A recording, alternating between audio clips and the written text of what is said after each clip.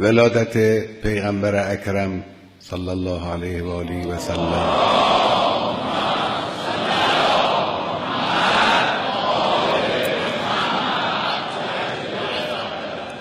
و همچنین بعثت اون بزرگوار روحی بود که در کالبد دنیای مرده اون روز دمیده شد.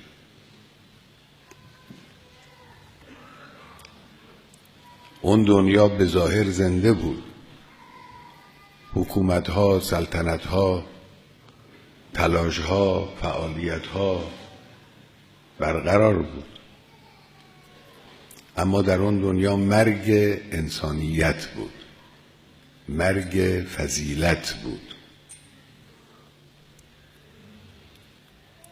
اون چه بود جفا بود، ظلم بود، تبعیض بود، قساوت بود، فضیلت ها مرده بود. رسول اکرم خودش و دعوتش در اون دنیا روحی دمیدند. این که عرض میکنیم دعوتش و خودش، چون خود پیغمبر هم تجسم اسلام بود.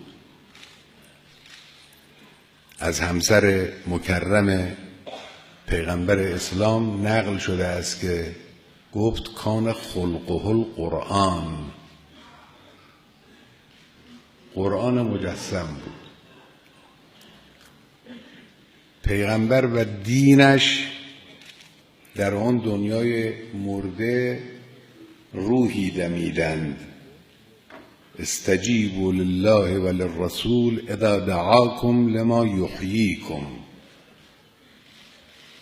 حیات بود اون چه او آورد برای اون مردم و دنیای ظلمانی و مرگ زده، آفت زده.